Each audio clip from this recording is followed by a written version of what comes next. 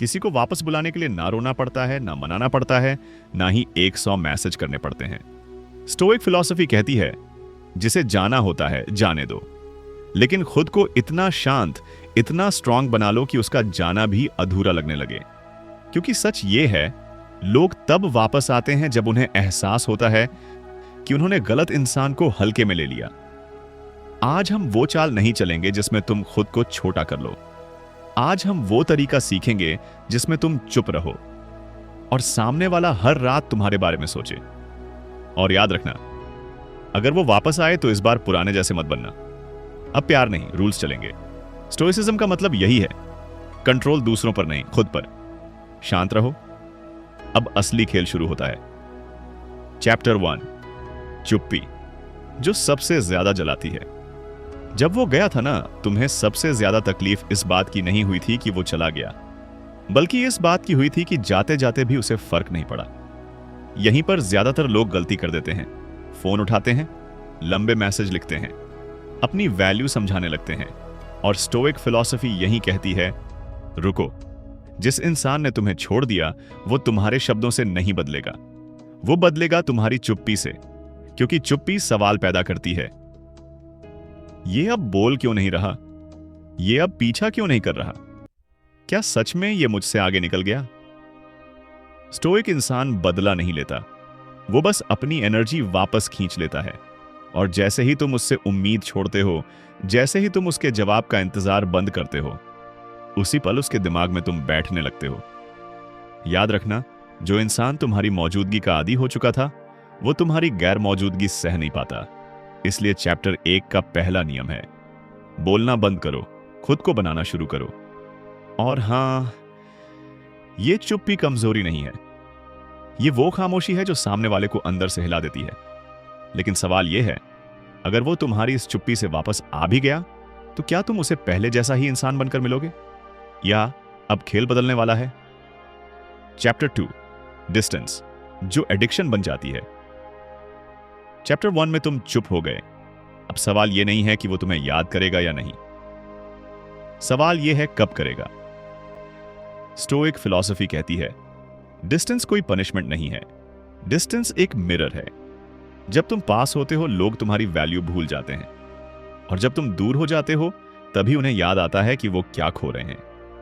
अब ध्यान से समझो, तुम्हारा अचानक गायब हो जाना उसके दिमाग में एक खाली जगह बना देता है, और इंसानी दिमाग खाली जगहों से डरता है।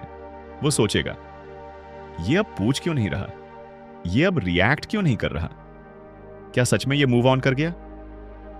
यही से शुरू होती है एडिक्शन, क्योंकि जो चीज रोज मिलती थी, जब अचानक बंद हो जाए तो वही चीज सबसे ज्यादा याद आती है।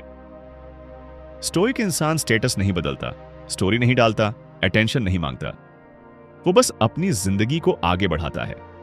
और यही सबसे खतरनाक चाल है, क्योंकि जब सामने वाला देखता है कि तुम बिना उसके भी ठीक हो, तो उसके ईगो पर चोट लगती है, और ईगो को सबसे ज्यादा दर्द इग्नोर होने से होता है। याद रखना, तुम्हारा डिस्टेंस उसे सिखा रहा है कि तुम्हारी प्रेजेंस फ्री नहीं थी, और अगर वो इस डिस्टेंस को तोड़ने की कोशिश करे, मैसेज करे, कॉल करे, तो अभी जीतना मत।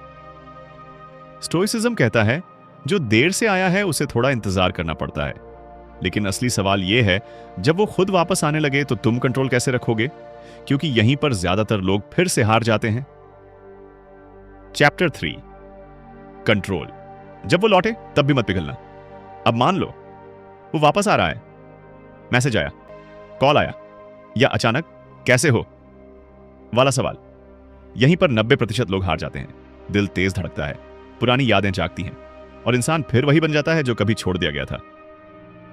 स्टोइक फिलॉसफी यहां साफ कहती है, मत दौड़ो। अगर वो लौट रहा है तो इसका मतलब यह नहीं कि तुम जीत गए, इसका मतलब बस इतना है कि अब तुम्हारी वैल्यू उसे दिख रही है। अब तुम्हें क्या नहीं करना है, ध्यान रखो। ज्यादा खुश मत दिखो, पुराने दर्द मत खोलो, मैं तुम्हारे बिना टूट गया था, ये मत बोलो, क्योंकि जिस दिन उसे लगेगा कि तुम्हारी खुशी अभी भी उसके हाथ में है, उसी दिन वो फिर कंट्रोल ले लेगा। स्टोइक इंसान इमोशन नहीं छुपाता, लेकिन इमोशन से चलता भी नहीं। जब वो पूछे तुम बदल गए हो, तो जवाब लंबा नहीं होना चाहिए, बस इतना काफी है। हाँ, जिंदगी ने सिखाया, बस यही लाइन उसे हिला देती है। अब याद रखो सबसे जरूरी नियम, अगर वो वापस आए तो उसे पुरानी जगह मत दो। अब तुम्हारे पास रूल्स होंगे, अब तुम्हारा टाइम प्रेशियस होगा, अब तुम्हारी अवेलेबिलिटी लिमिटेड होगी। स्टोइसिज्म यही है, प्यार करना, लेकिन खुद को गिरवी न रखना, क्योंकि जो इंसान तुम्हें खोने से डर गया है वही इंसान अब तुम्हें संभाल कर रखेगा। लेकिन आखिरी सवाल अभी बाकी है, अगर वो वापस आकर भी फिर वही गलती दोहराए तो क्या? यहीं पर चैप्टर 4 आता है, सबसे शांत और सबसे क्रूर स्टोइक फैसला। चैप्टर 4, फाइनल रूल, खुद को चुनना। मान लो वो वापस आ भी गया, बातें भी ठीक चल रही हैं, वो कह भी रहा है इस बार मैं बदल गया हूं, लेकिन स्टोइक इंसान शब्दों पर नहीं, पैटर्न पर भरोसा करता है। क्योंकि जो इंसान एक बार तुम्हें खोने का रिस्क ले चुका है वो दोबारा भी ले सकता है अगर उसे मौका मिला। इसलिए आखिरी स्टोइक रूल याद रखो, अगर वो वापस आकर भी तुम्हारी बाउंड्रीज को हल्के में ले तो इस बार तुम चुपचाप पीछे हट जाओ। ना लड़ो, ना समझाओ, ना ड्रामा करो, बस दूरी बना लो। क्योंकि स्टोइसिज्म सिखाता है जो इंसान तुम्हारी वैल्यू समझे उसे समझाने की जरूरत नहीं पड़ती, और जो बार बार तुम्हें खोने से नहीं डरता वो तुम्हें रखने के लायक नहीं।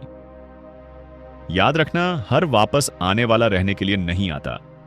कुछ लोग सिर्फ ये देखने आते हैं कि तुम अभी भी वहीं खड़े हो या नहीं, और जब वो देखे कि तुम आगे बढ़ चुके हो, शांत हो, खुद से खुश हो, यहीं पर खेल खत्म होता है।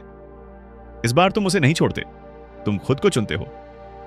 स्टोइक इंसान का प्यार यही है, गहरा लेकिन मजबूर नहीं।